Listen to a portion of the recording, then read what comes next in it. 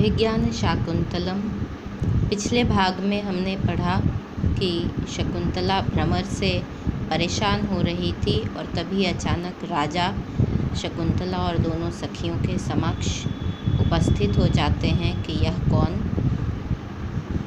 तपस्वी कन्याओं को परेशान कर रहा है। तो सभी अचानक से एक आश्रम के बाहर के पुरुष को देखकर कुछ घबरा सी जाती हैं। आगे अनसूया आर्य न खलु किमप्यत्याहितम। हे आर्य, कोई भी विपत्ति नहीं है, कोई परेशानी नहीं है। इयं नो प्रिय सखी मधुकरेणाभिभूयमाना कातरी भूता। यह हमारी प्रिय सखी भ्रमर के द्वारा, मधुकर के द्वारा परेशान की जाती हुई, पीड़ित की जाती हुई कातरी भूता भयभीत हो गई है, कुछ डर रही है। शकुंतला को दिखलाती है। इति शकुंतलाम दर्शयति। राजा शकुंतलाभिमुखो भूत्वा, शकुंतला की ओर मुख करके, अपि तपो वर्धते, क्या तप बढ़ रहा है, अर्थात तपोवन का कार्य निर्विघ्न चल रहा है। शकुंतला साधु असाध्वद वचना तिष्ठति, अर्थात शकुंतला घबराहट के कारण चुपचाप अवचना अर्थात बिना कुछ बोले खड़ी रहती है। वह राजा के प्रश्न का कोई उत्तर नहीं देती है। अनसूया, तो राजा के प्रश्न का उत्तर अनसूया देती है। इदानीम अतिथि विशेष लाभेन, इस समय विशिष्ट अतिथि के लाभ से, अर्थात आप जैसे विशिष्ट अतिथि के आगमन से हमारा तप निश्चित ही बढ़ रहा है। हला शकुंतले गच्छोटजम, सखी शकुंतला कुटी में जाओ। फल मिश्रम अर्घम उपहर, फल से युक्त अर्घ अर्थात आतिथ्य सत्कार के लिए पूजन सामग्री उपहर लेकर आओ। इदम पादोदकम भविष्यति, यह पैरों के प्रक्षालन के लिए होगा, अर्थात जो घड़े में उनके पास जल था उससे वे अतिथि का पैर धोएंगी। राजा भवती नाम सुनृतयैव गिरा कृतम आतिथ्यम, आप लोगों की प्रिय वाणी से ही मेरा अतिथि सत्कार कर दिया गया, अर्थात आपके इन प्रिय वचनों से ही मेरा अतिथि सत्कार हो गया। प्रियम वदा तेन ही अस्याम प्रच्छाय शीतलायाम सप्तपर्ण वेदिकायां मुहूर्तम उपविश्य परिश्रम विनोदम करोतु आर्य। तो तेन ही अर्थात तो अब अतिथि सत्कार की आवश्यकता नहीं है, हमारे वचनों से ही सत्कार हो गया। तो अब आप इस सप्तपर्ण वृक्ष के नीचे बने चबूतरे पर, इसकी घनी छाया से शीतल चबूतरे पर थोड़ी देर बैठकर अपनी थकान को दूर करें। तो प्रियंवदा राजा को वहीं सप्तपर्ण के वृक्ष के नीचे बैठने का आग्रह करती है। राजा नूनम यूयम अपि अनेन कर्मणा परिश्रांता, नूनम निश्चित ही, यूयम अपि आप सब भी, अनेन कर्मणा इस कर्म के द्वारा, वृक्ष सिंचन के काम से परिश्रांता थक गई होंगी, अर्थात आप भी थकी हुई हैं तो आप भी बैठें। अनसूया हला शकुंतले, सखी शकुंतला उचितम नः पर्युपासनम अतिथीनाम अत्र उपविशामः। तो अनसूया कहती है, सखी शकुंतला हमें आए हुए अतिथि के पास बैठना उचित ही है, तो आओ हम यहाँ बैठें। और सभी बैठ जाती हैं, क्योंकि जब कोई अतिथि आए तो उसे अकेला छोड़कर कोई चला नहीं जाता है, उनके समक्ष बैठना ही सत्कार के समान है, तो इसलिए वे सभी अतिथि के साथ बैठ जाती हैं। शकुंतला आत्मगतम, अपने मन में, किम नु खल्विमं प्रेक्ष्य तपोवन विरोधिनी विकारस्य गमनीया अस्मि संवृता, तो शकुंतला अपने मन में सोचती है, इमं प्रेक्ष्य, इसको देखकर, इस व्यक्ति को देखकर, किम नु, क्यों, तपोवन विरोधिनी विकारस्य, तपोवन के विरोधी विकार का, गमनीया अस्मि, मैं पात्र हो गई हूँ, क्यों तपोवन विरोधी विकार मेरे मन में उत्पन्न हो रहे हैं। अर्थात प्रथम दृष्टि में ही शकुंतला भी दुष्यंत के प्रति आकृष्ट हो रही है, प्रेम भावना उत्पन्न हो रही है उसके मन में। तो वह समझ नहीं पा रही है और अपने आप से ही प्रश्न करती है कि इसे देखकर मुझ में तपोवन विरोधी विकार क्यों उत्पन्न हो रहे हैं। राजा सर्वाविलोक्य, सभी को देखकर, अहो समवायो रूप रमणीय भवती नाम सौहार्दम, तो वह कहता है कि आप सब लोगों की मित्रता समान आयु और समान रूप के कारण रमणीय है। अर्थात वे तीनों ही लगभग समान आयु की हैं और तीनों ही अत्यंत सुंदर हैं, अतएव उनकी मित्रता भी अत्यंत रमणीय है। प्रियम वदा जनांतिकम, जनांतिक कहते हैं कि जब किसी एक व्यक्ति को अपनी बात ना सुनाकर केवल जिसको सुनानी हो उससे ही बात की जाए, अर्थात हाथ से ओट करके, ताकि राजा ना सुन सकें। वह अपनी सखी को कहती है, अनुसूया को, जनांतिकम अर्थात राजा को नहीं सुनाकर केवल अपनी सखी से, अनसूये को नु खलवेश, यह कौन है, चतुर गंभीर आकृतिर,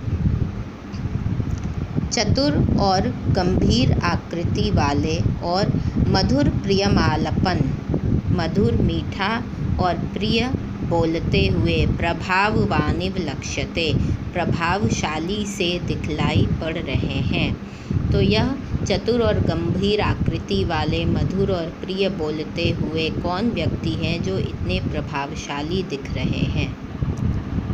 अनसूया, सखी ममाप्यस्ति कौतूहलम, हे सखी मुझे भी जिज्ञासा है, अर्थात मैं भी यह जानने की इच्छुक हूँ। पृच्छामि तावदेनम, तो इनसे पूछती हूँ। प्रकाशम, प्रकट में, अर्थात अभी तक वे दोनों आपस में बात कर रही थी, अब वे प्रकट रूप से राजा से कहती हैं। आर्यस्य मधुरालाप जनितो विस्रंभो माम मंत्रयते, तो आर्य के अर्थात आपके अत्यंत मधुर भाषण से उत्पन्न विश्वास मुझे कुछ प्रेरित कर रहा है, अर्थात मैं आपसे कुछ पूछने की इच्छा रखती हूँ।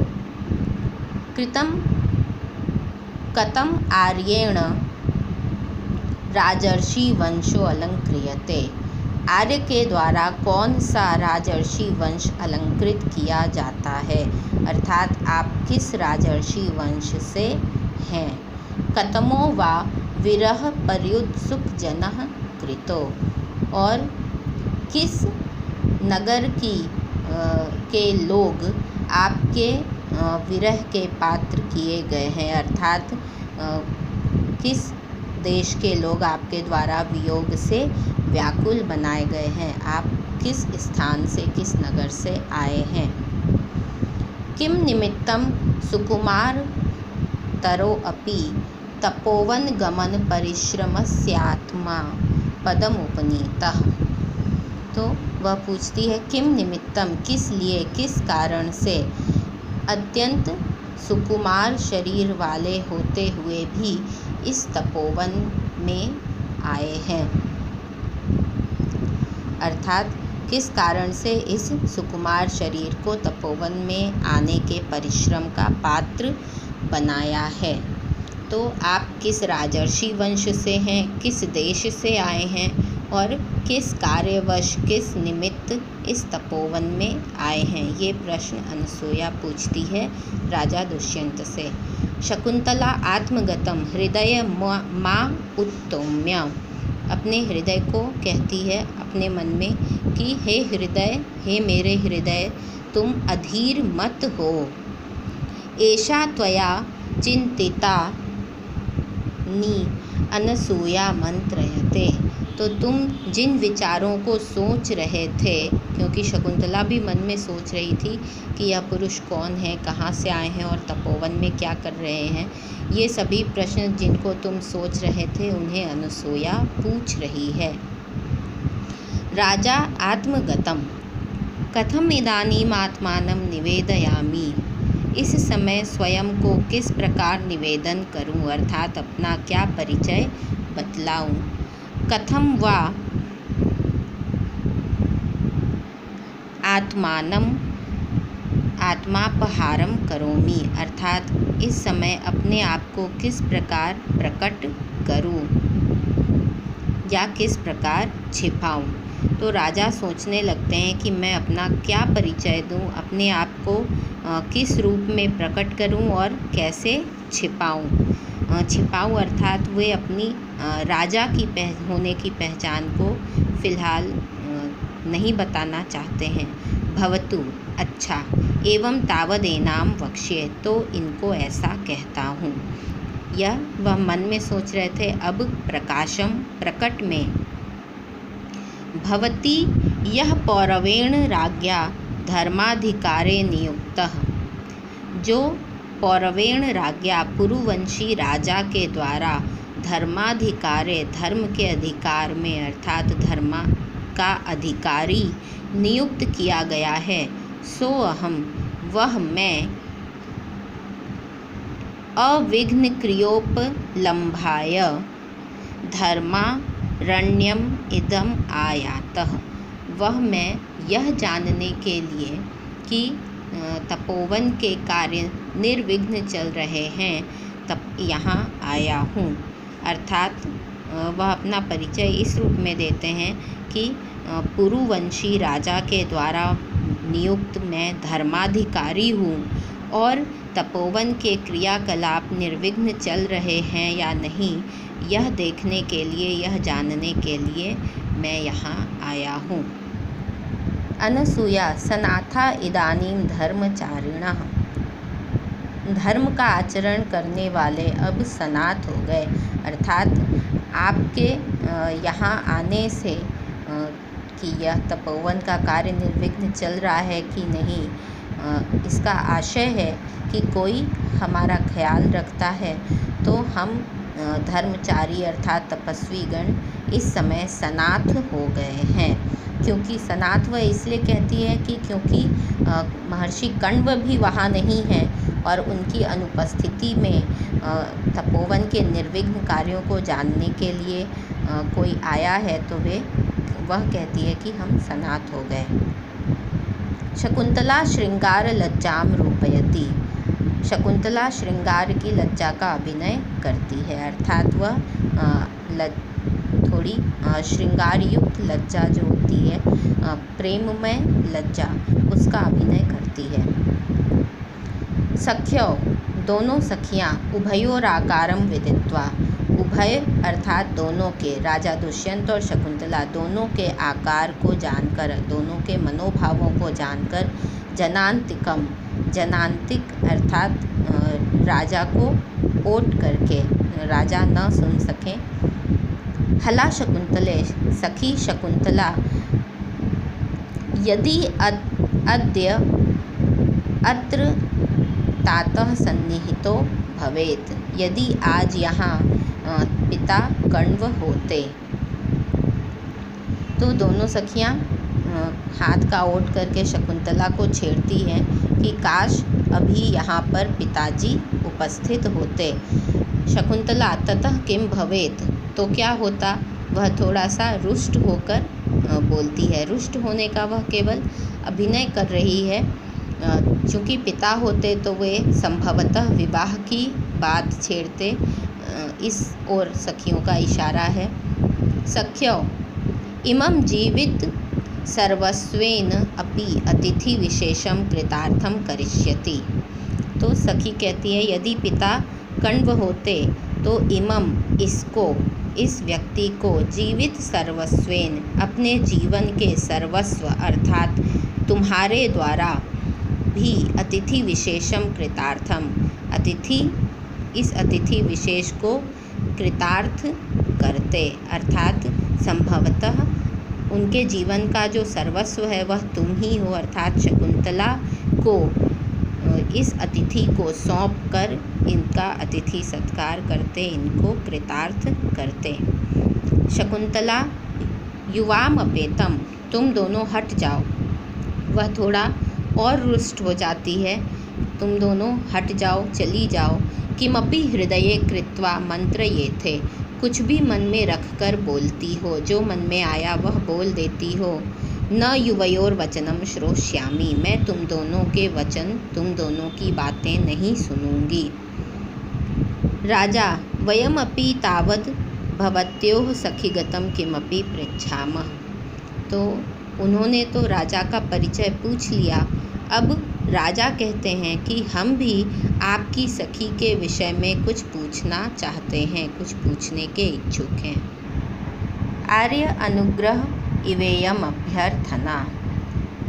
तो दोनों सखियां कहती हैं कि आपकी यह अभ्यर्थना अर्थात प्रार्थना अनुग्रह के समान है, अर्थात अवश्य पूछिए। राजा कहते हैं भगवान काश्यपः शाश्वते ब्रह्मणि स्थित इति प्रकाशः।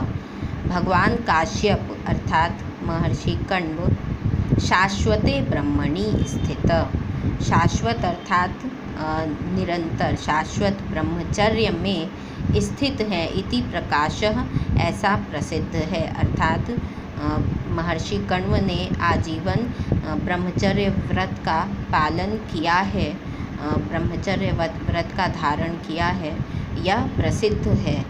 इयं च, और यह वह सखी, आपकी सखी, तदात्मजा इति कथमेतत्, यह उनकी पुत्री है, ऐसा कैसे है। चूँकि भगवान काश्यप अर्थात कण्व शाश्वत ब्रह्मचर्य व्रत का पालन करते हैं, आजीवन ब्रह्मचर्य व्रत धारण किया है और यह उनकी पुत्री है, ऐसा कैसे संभव हुआ। अनुसूया शृणोत्वार्यः, हे आर्य सुने, अस्ति कोपि कौशिक इति गोत्र नामधेयो महाप्रभावो राजर्षि। कोई कौशिक इस गोत्र नाम वाले अत्यंत प्रभावशाली राजर्षि है, अर्थात कौशिक गोत्र में उत्पन्न कोई अत्यंत प्रभावशाली राजा हुए थे। राजा अस्ति श्रूयते, हाँ सुना जाता है, अर्थात ऐसे राजा का नाम दुष्यंत ने सुना हुआ है, क्योंकि वह कहती है कि प्रसिद्ध। अनसूया तम आवयोः प्रिय सख्याः प्रभवम अवगच्छ, उनको ही, उन कौशिक गोत्र में उत्पन्न राजर्षि को ही, आवयोः प्रिय सख्याः, हम दोनों की इस प्रिय सखी शकुंतला का प्रभवम अवगच्छ, उससे ही उत्पन्न जाने, अर्थात यह उनकी ही पुत्री है, कौशिक गोत्रोत्पन्न राजा की पुत्री है। उज्जितायाः शरीर संवर्धनादिभिस्तात कश्यपो अस्याः पिता, उज्जितायाः छोड़ दिए जाने पर, परित्यक्त अर्थात माता पिता द्वारा परित्याग कर दिए जाने पर, शरीर संवर्धन आदिभिः, शरीर के संवर्धन आदि अर्थात पालन पोषण आदि के कारण ही, तात काश्यप महर्षि कण्व इसके पिता हैं, चूँकि कण्व ने इसका पालन पोषण किया है, तो पालन पोषण करने के कारण ही ये उसके पिता हैं।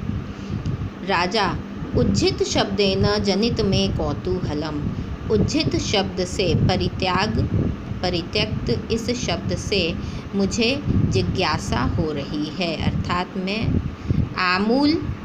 आमूलात् शृणोतुम् इच्छामि, शुरू से, आरंभ से सुनने का इच्छुक हूँ। अनसूया शृणोत्वार्यः, तो आर्य सुने।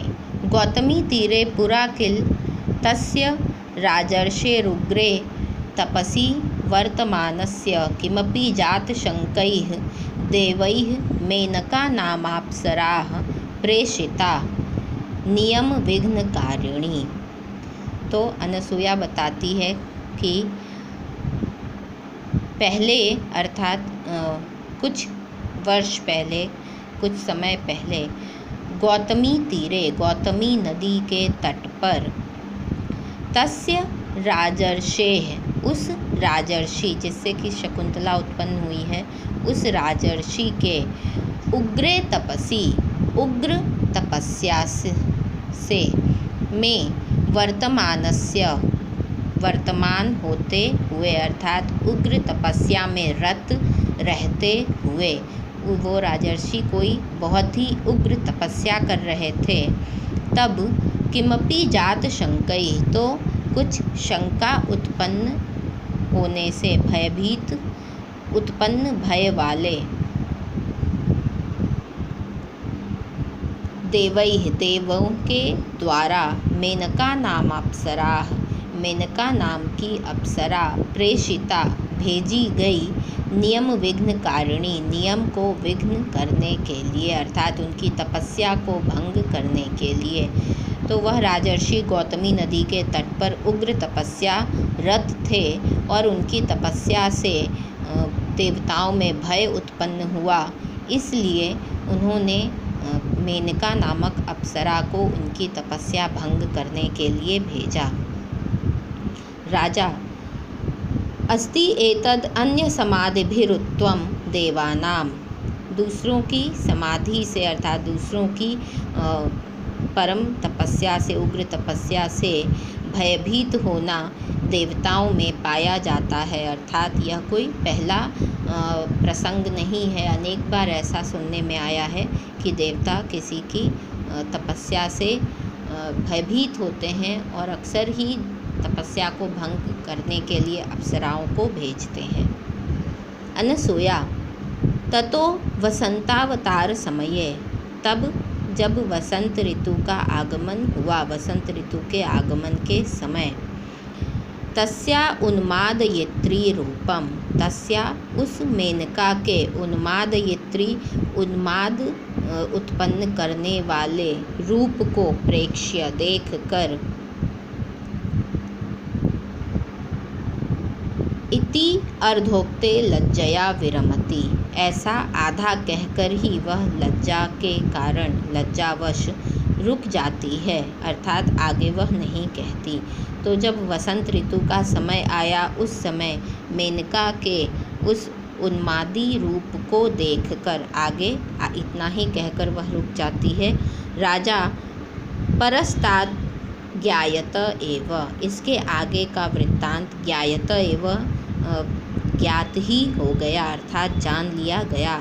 सर्वथा अप्सरः संभवैषा, वस्तुतः यह अप्सरा से उत्पन्न है, अर्थात यह अप्सरा और उन राजर्षि की पुत्री है, मैं समझ गया।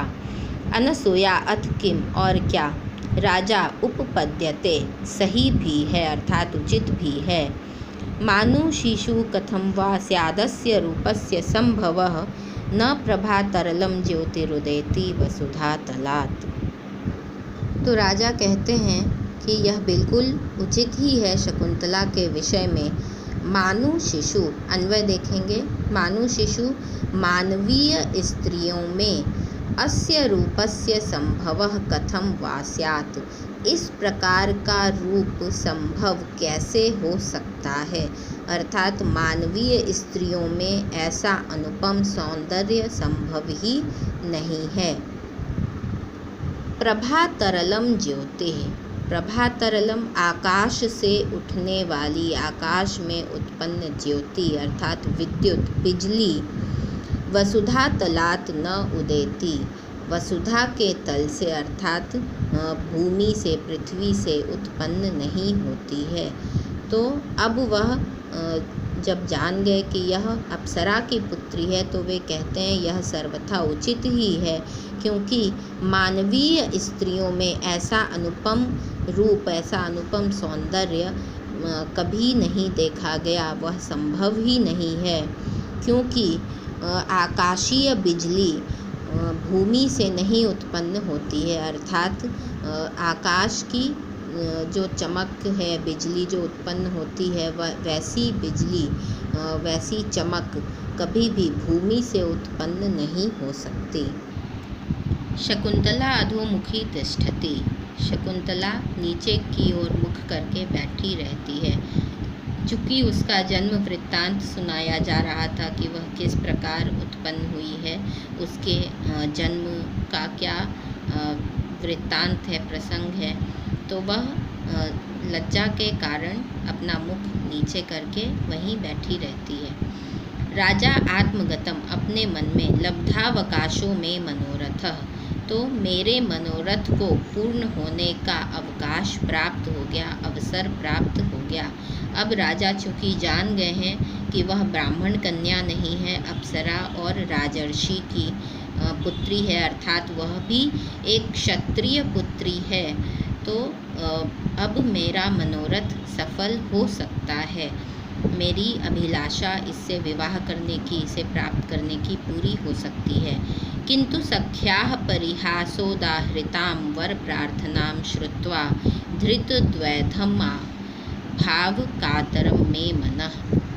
किंतु सखी के द्वारा परिहास में कही गई, जब वे जल सिंचन कर रही थी और हास परिहास कर रही थी, उनकी बातें राजा ने सुनी थी, तो वह सोचते हैं कि परिहास में कही गई पति की प्रार्थना को सुनकर मेरा मन दुविधा में होने के कारण व्याकुल हो रहा है। तो अब भी जबकि उनको जन्म वृत्तांत ज्ञात हो चुका है, फिर भी उनके मन में बहुत सी ऐसी आशंकाएं हैं जिसके कारण उनका मन अभी भी दुविधा में है और व्याकुल हो रहा है।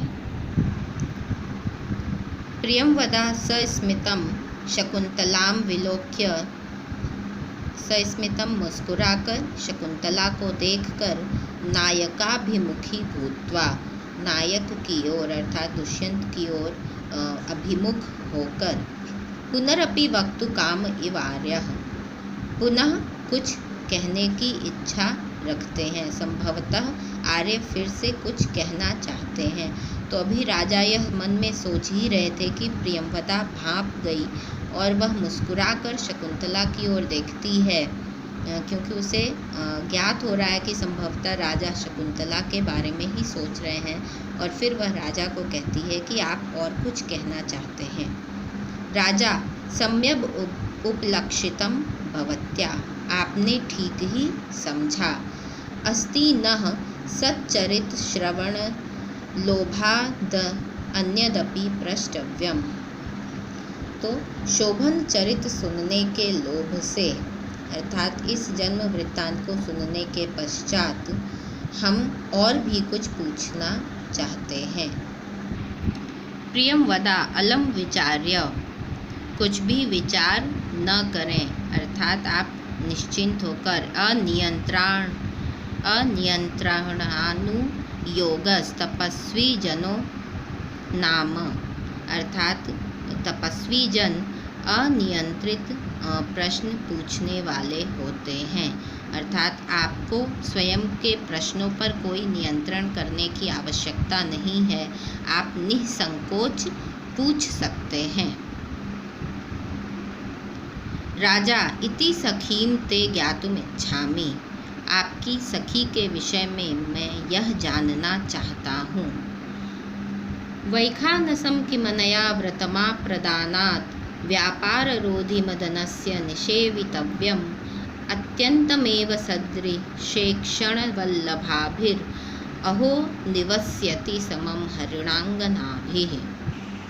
तो राजा पूछते हैं, किम अनया, क्या इनके द्वारा अर्थात शकुंतला के द्वारा, मदनस्य व्यापार रोधी, मदन अर्थात कामदेव, प्रेम के, व्यापार अर्थात व्यवहार के विरोधी, वैखानसम व्रतम, वैखानस तपस्वियों के व्रत को, आप्रदानात् निषेवितव्यम, जब तक प्रदान नहीं कर दिया जाता है केवल तभी तक पालन किया जाएगा। अर्थात क्या यह शकुंतला कामदेव के व्यवहार के विरोधी तपस्वी व्रत को, वैखानस व्रत अर्थात तपोवन के व्रत को, ब्रह्मचर्य व्रत को अपने दान होने तक, विवाह में जो कन्यादान किया जाता है वह कन्यादान होने तक ही पालन करेंगी। तो राजा यह जानना चाहते हैं कि क्या केवल विवाह होने पर्यंत ही यह ब्रह्मचर्य व्रत का पालन करेंगी अथवा आजीवन ब्रह्मचर्य व्रत का पालन करेंगी। और दूसरा प्रश्न है, आहो सदृशेक्षण वल्लभाभिः, और या फिर सदृश ईक्षण वल्लभाभिः, एक समान ईक्षण नेत्र होने के कारण हरिणांगनाभिः, इन हरिणियों के साथ ही समम अत्यंत एव निवस्यति, यहाँ ही आजीवन निवास करेंगी। तो यहाँ राजा दो प्रश्न पूछते हैं। एक तो काम व्यापार विरोधी ब्रह्मचर्य का व्रत केवल तभी तक पालन किया जाएगा जब तक कि इनका विवाह नहीं हो जाता, अथवा ये आजीवन इन्हीं हरिणियों के साथ इस तपोवन में रहेंगी। इसका दूसरा अर्थ यह भी हो सकता है कि क्या इनका विवाह किसी राजर्षि से किया जाएगा अथवा तपोवन के ही किसी तपस्वी से विवाह करके ये आजीवन इस तपोवन में निवास करेंगी। तो ऐसे प्रश्न राजा के मन में उठ रहे थे जो उन्होंने उसकी सखी से पूछे।